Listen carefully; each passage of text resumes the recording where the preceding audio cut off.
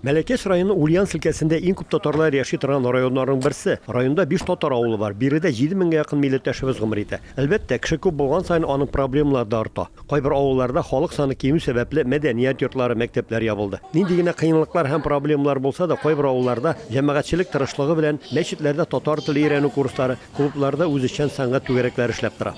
Районның Аккалпак оешмасы рәисе, актив җәмәгать эшлеклесе Гөлнәфис Сәхәбетдинованың үҗәтлеге һәм үткенлеге аркасында Меси авылында мәдәният үзәге ачуга ирешкәннәр.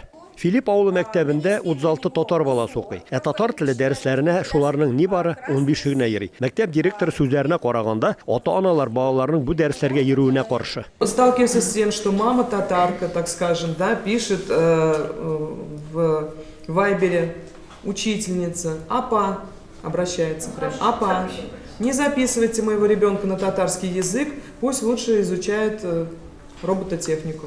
Яшерин батырын түгел, мәктәптә татар теле дәресләрен оештыру, укытучылар табу һәм ата-аналар белән эшләү беренче чиратта мәктәп директорларыннан тора. Аның теләге булса, яшь ата-аналарга үз туган теленне өйрәнү мөһимлеге яхшы итеп аңлатса, авылларда гына түгел, шәһәр җирлегендә дә татар телен укытуны җайга салып булыр иде. Районның Атнагыл авылы мәктәбе директоры, тәҗрибәле педагог Марс Яббаров фикеренчә, ФГУС буенча бирелгән 2 сәгатьтә генә татар телен, аның әдәбиятын һич кенә дә өйрәтеп булмый. Считаю, что изучение татарского языка, воспитание любви к родному языку, народному творчеству, национальной культуре начинается в семье.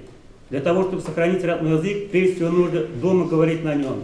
И затем уж слово за детским садом и школой. Речь ребенка должна раскрываться на языке матери. А для этого важно, чтобы родители общались на родном языке. Как бы то ни было, какая бы трудность ни возникла, выполняя домашние задания, нельзя говорить детям, что татарский язык не пригодится им в будущем. Если ребенок слышит это, то в душе его формируется отрицательное отношение к татарскому языку. Сегодня не нужно навязывать детям только изучение русского языка. Они его и так будут знать. Требуется внимание к татарскому языку. Если ребенок в день выучит хотя бы одно татарское слово, то за год он будет знать уже 365 слов. Районның татар автономиясе рәисе Азат Мидаров әле шушы көннәрдә генә район башлыгы итеп сайланды. Аның эш планнарында район мәктәпләрендә узучы ата-аналар җыелышында катнашып, татар телен генә түгел, чуаш һәм мордва балаларына да үз ана телләрен укыту мәсьәләсен күтәреп чыгарга уйлый ул. Нам, татарам Меликесского района, конечно же, есть чем гордиться.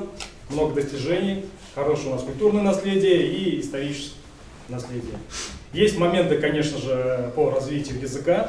Это мы, надеюсь, обсудим уже на круглом столе, и мы какие-то, как сказать, наметим пути. Киңәшмәдә катнашучы кайбер мәктәп директорлары татар телен укыту өчен дәреслекләрнең методик кулланмаларының булмавын сәбәп итеп күрсәтергә маташты. Өлкә мәгариф министрлыгының баш белгече Әлфия Бетдинова гади генә җавабы белән федераль кануннарны белмәмешкә салынган директорларын авызларын тиз япты. В России у нас, чтобы пользоваться учебниками, вы знаете, наверное, они должны быть в федеральном перечне учебников. Единственное, на татарском языке в федеральный список вошли в этом году 60 учебников. Ни у одной национальности, других, вот кроме русского языка, нет такого количества учебников. Все учебники, которые вошли в федеральный перечень учебников, это образовательные организации могут заказать и купить. Вообще по закону образовательная организация должна обеспечить всех учащихся учебниками, несмотря на какой предмет, родной язык в том числе. Өлкәнең татар милли мәдәни автономиясе рәисе урынбасары Рифкат абый Әхмәдулов та Россия кануннары нигезендә федераль дәүләт стандартлары таләпләрен бозмыйчан, Россиядә яшәүче һәр милләт баласының да үз ана телендә белем алырга хокуклы булуын кабат искәртте. Мәләкәс районыннан Рамис Сафин, Әхмәт Мәдәрисов, татарлар.